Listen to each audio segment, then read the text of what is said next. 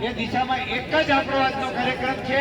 આ 3 મુદ્દા જેને ધ્યાને રાખીને જ આપણે દરેક વક્તા પોતાની વાત રજૂ કરશે અને સમય મર્યાદા, કારણ કે 11 વાગે આપણે કલેક્ટર સાહેબનો સમય લીધો છે, હજુ પરેશભાઈને સાંભળવાના છે, એટલે રેશમાબેનને કહીશ બહુ સમય મર્યાદામાં પોતાની વાત રજૂ કરશે।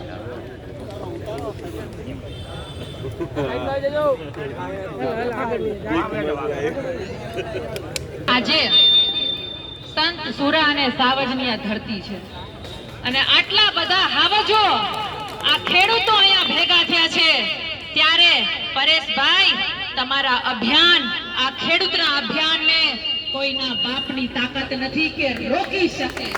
આ તાકાત એવી ભેગી થઈ છે।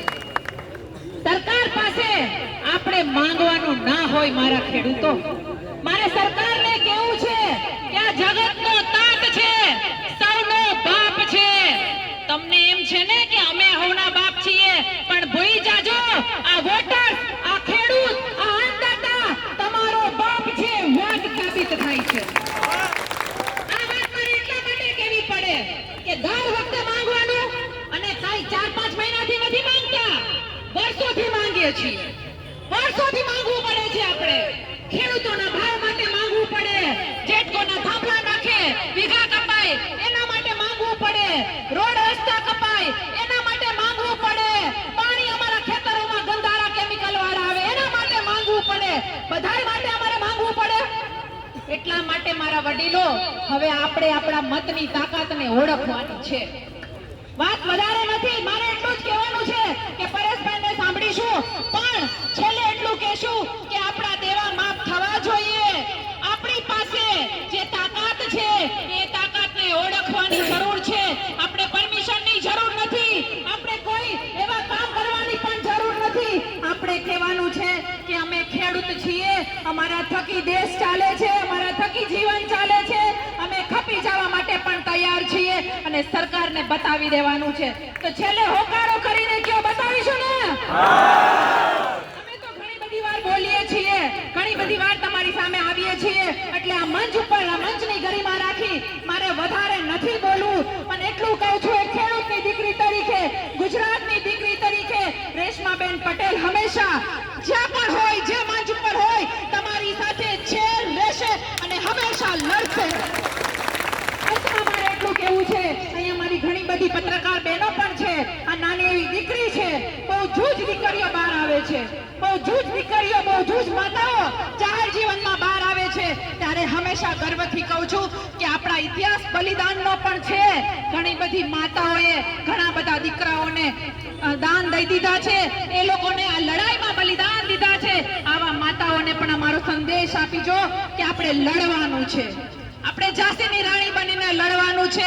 એટલા માટે હંમેશા કહું છું કે બેટી મેં હિન્દુસ્તાન કી, ના ચલેગા કિસી કા જોર હમ પે, કાટ દેગે હર वो सर जो उठेगा मेरे खेडूत पे और जो उठेगा मेरे खेडूत के ओर।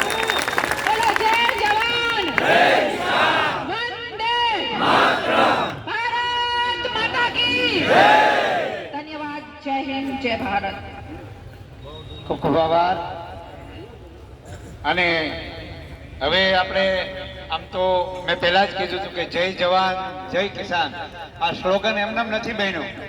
જેમ ખેડૂતોએ ખેતરમાં ટાઢ તડકો વરસાદ અને ગમે એવા હવામાનને પણ ખાળીને પણ ખેતરમાંથી અનાજ પેદા કરવાનું એમનું કર્તવ્ય ધર્મ બજાવ્યો છે, એવી જ રીતે દેશના સીમાડાઓની રક્ષા કરવાનું કામ આ દેશના જવાને કર્યું છે। એવા ભગવાન ભાઈને કર્યું, જોરદાર ચાલ્યો છે। એમના જે છાતીના ભાગે હૃદય ઉપર જે મેડલો છે એ મેડલો કઈ બજારમાં પૈસાથી નથી મળતા, એ જ્યારે આ દેશના સીમાડાની રક્ષા કરતા કરતા દુશ્મનોના દાંત ખાટા કરી નાખ્યા હોય ત્યારે આવા મેડલોથી સન્માન થતું હોય, એવા એવા નિવૃત્ત જવાન આપણી વચ્ચે છે। એવા ભગવાનભાઈ સાહેબને હું વિનંતી કરું પોતાનો મત રજૂ કરશે।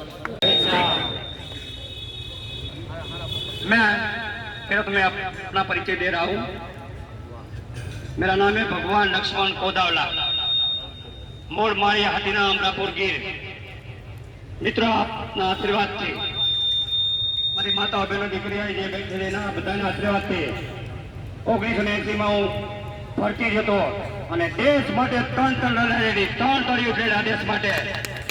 પેલું યુદ્ધ 1984 બ્લુ સ્ટારની લડાઈ લડી, ત્યાર પછી શ્રીલંકાની જાફના લડાઈ લડી, ત્યાર પછી કારગિલ, અને આ દેશની અંદર જે અંદરોથી યુદ્ધ હતા, માઓવાદી, આતંકવાદી, અને ક્યાંય પણ બહાર આવે, ક્યાંય પણ વણાટ થાય તો મારી છે 7 મે ફટ ડોગરા. હું ફટ ડોગરાનો જવાન છું. ફટ ડોગરા એટલે હિન્દુસ્તાનની અંદર કાળતરો નાગ છે, કાળતરો નાગ. પાકિસ્તાન અને ચાઇના કાપે છે ડોગરા રજમેન્ટ થી. તો આજે હું 3 લડાઈમાં હું જો બેઠો હોય તો તમારા આશીર્વાદથી, અને આજે ખેડૂતો માટે મારે માંગોટાનો કિસાનનો પ્રમુખ છું, અને પરેશભાઈ જયારે જાહેર કરીએ ત્યારે મિત્રો મારું ગળું બે ગયું. આજે હું 1 અઠવાડિયા મારા તાલુકે ગામડા ગામે પ્રચાર કરું છું. આ જગતનો અન્નદાતા, જગતનો બાપ, જગતનો ખેડૂત આત્મહત્યા કરી રહ્યો છે આ વર્તમાન સરકાર ના ત્રાસથી. માટે મારી નમ્ર વિનંતી છે, કોઈ આત્મહત્યા ન કરે. કોઈ પણ મુસીબત હોય તો તમારી પાછળ આ પાર્ટી બેઠી છે. જય જવાન, જય કિસાન. આપણા નિવૃત્ત જવાન સાહેબનો એમણે અપીલ કરી છે કે કોઈ પણ મુશ્કેલીમાં મારો ખેડૂત એ આત્મહત્યા ન કરે. અને આપણે 11 વાગ્યાનો સમય છે એટલે આપણે હવે આમ તો અહીંયા ઘણા બધા વક્તાઓ છે. આઈ એમ સોરી, બધાને અમે ન્યાય નહીં આપી શકીએ કારણ કે આપણે સમય મર્યાદામાં કલેક્ટર સાહેબનો જે સમય લીધો છે એ દરમિયાન આપણે એમને અલ્ટિમેટમ આપવાનું છે. એટલે આપણે હવે થોડીક સમયમાં, કારણ કે 11 વાગવા આવ્યા છે એ પહેલા આપણા કરશન બાપુને સાંભળી લઈ. પરેશભાઈ, પાલભાઈ અને ડાઈભાઈ એ ચારને આપણે સાંભળી બિલકુલ આપણે કાર્યક્રમ આપણો જે આગળનો છે ચલાવવાનો. કારણ કે માત્ર અહીંયા આપણે ભાષણ કરવા નથી, આપણે આપણા કામના રસ્તે આગળ વધવા આવ્યા છીએ. એટલે આપણે થોડીક સમયમાં આપણો આગળનો કાર્યક્રમ શરૂ થશે. વક્રતુંડ મહાકાય સૂર્યકોટિ સમપ્રભ નિર્વિઘ્નમ કરુ દેવ મે સર્વ કાર્યેષુ સર્વદા. ઓમ નમઃ પાર્વતી પતિ હર હર મહાદેવ. મજામાં? આપણે 2-3 મિનિટ વાત કરવી છે. એ વાતની શરૂઆત પહેલા ખેડૂતોના દુશ્મન આ રાક્ષસોને સદબુદ્ધિ આવે એના માટે 2 મિનિટ રામધૂન બોલીએ, અને આ રામધૂન એને સદબુદ્ધિ આવે એ માટે અર્પણ. બોલો, છો તૈયાર? હરે રામ હરે રામ રામ રામ હરે હરે.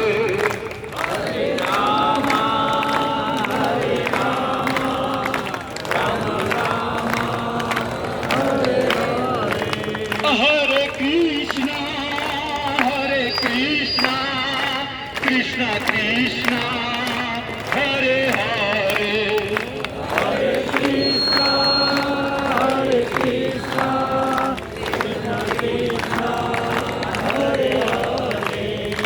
હરે રામ રામ રામ હરે હરે.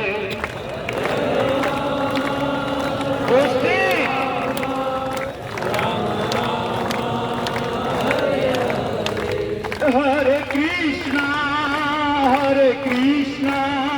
કૃષ્ણ કૃષ્ણ હરે હરે.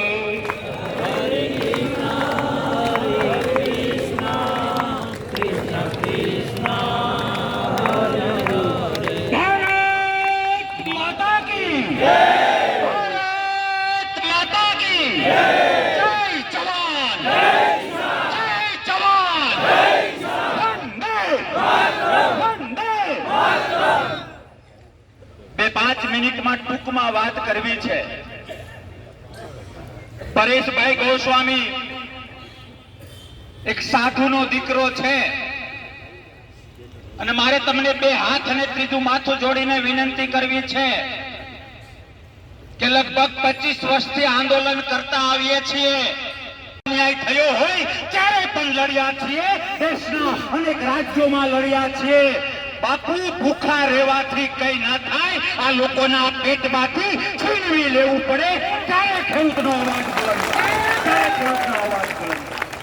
ક્યાં સુધી ભાઈ બાપા કરીશું? તમને મારે એક રમત શીખવાડવી છે. રમત આપણે કબડ્ડી રમતા, ખબર? કબડ્ડી કબડ્ડી કબડ્ડી કબડ્ડી કબડ્ડી કબડ્ડી કબડ્ડી કબડ્ડી કબડ્ડી કબડ્ડી કબડ્ડી કબડ્ડી. ગાંધીનગર સરકાર સાંભળી લો, તમને બધાને બે હાથ અને ત્રીજું માથું જોડીને વિનંતી કરવા આવ્યો છું કે નાની મોટી કોઈ પણ ચૂંટણી આવે અને મતદાન બૂથમાં જાઓ અને જો તમને ખેડૂત હોવાનો ગૌરવ હોય, મારો બાપ ખેડૂત હતો એનો મને ગૌરવ હોય, હું ખેડૂત છું એનો મને ગૌરવ હોય ને, તો મતદાન બૂથમાં જતા પહેલા પોતાના ભગવાનનું, માલિકનું, ઈશ્વરનું નામ લઈને કબડ્ડી કબડ્ડી કબડ્ડી કબડ્ડી કબડ્ડી કબડ્ડી કબડ્ડી કબડ્ડી કબડ્ડી કબડ્ડી કબડ્ડી કબડ્ડી એક બટન ભૂલી જાઓ તો અને તો જ આ રાક્ષસો સમજશે, બાકી કઈ ભેગું નહીં થાય. મારા શબ્દો યાદ રાખજો. મારે વાત કરવી છે સનાતન ધર્મની, મારે વાત કરવી છે રામ રાજ્યની. કોઈ રામાયણમાં, કોઈ રામના ચારિત્રમાં ક્યાંય એવું જોયું છે કે દશરથ લિમિટેડ કંપની ક્યાંય જોયું છે? લક્ષ્મણ લિમિટેડ કંપની ક્યાંય જોયું છે? ભાજપ સરકારને મારે કહેવું છે, અને ભાજપ શબ્દ એટલા માટે વાપરીએ છીએ કે ત્યાં રૂલિંગમાં છે એટલે. મારે આ બધાને નહીં ગમે પણ તમારા વિશ્વાસથી કહેવું છે, ભાજપ જાય તેલ પીવા, કોંગ્રેસ જાય તેલ પીવા, આપ જાય તેલ પીવા. મારે ખેડૂતોની વેદના સાંભળવા માટે અને ત્યાં સંભળાવવા માટે જવું છે. નેતાને કેવું છે, મારે એક નેતાને કેવું છે કે તમારું રાજકારણ હાથ વખત હું કહું ત્યાં જાય, અને જે માણસ, જે વ્યક્તિ ખેડૂતની વેદના ના સમજી શકે, ખેડૂતનો પરસેવો ના સમજી શકે, અને જો હું ખેડૂતના પરસેવા ઉપર રાજકારણ કરવા જાઉં તો કરશન બાપુ કઈ પણ હોઈ શકે, પણ મારા પેટનો ના હોઈ શકે. એ કેવા માટે તમને આવ્યા છે? તમને મને ટેવ પડી ગઈ છે કે પાલભાઈ લડે છે તો લડો, હરેશભાઈ લડે છે તો લડો, પરેશભાઈ લડે છે તો લડો. એમના બાપાએ હું આપણા માટે એને પેદા કર્યો. પરેશભાઈ મારા તો મિત્ર છે, સાધુનો દીકરો છે. ખેતીમાં સાધુ, આપણા ગામમાં સાધુનું ઘર હોય તો આપણે એને ખવડાવવું હોય, હા કે ના? અને તમારા માટે આ નીકળે. આપણે એવા કેવા માઈ કાંગલા કે સાધુના દીકરાને આગેવાની કરવી પડે? એને કઈ થઈ ગયું ને તો ક્યારે માવઠું પડશે એ ખબર નહીં પડે ને, ખોબા થોડા ઘણા છે એ ઉપડી જાય. યાદ રાખજો. મારે વર્તમાન સરકારને કેવું છે કે ધર્મના નામે તમે રાષ્ટ્ર અને દેશને, ગુજરાતને ગુમરાહ કરો છો. રામ તત્વ શું છે? તમે કરોડોના કરોડો રૂપિયા ઇન્ડસ્ટ્રી માટે ખર્ચો છો. ઇન્ડસ્ટ્રીના લોકોના પેટનું પાણી ના મળે એટલે 8 લાઈનના રસ્તાઓ બનાવો છો. અમને કઈ વાંધો નથી. એ લોકો વેમમાં છે, વેમમાં કે અમારી પાસે શહેરોના મત છે, પણ એને કહેજો કે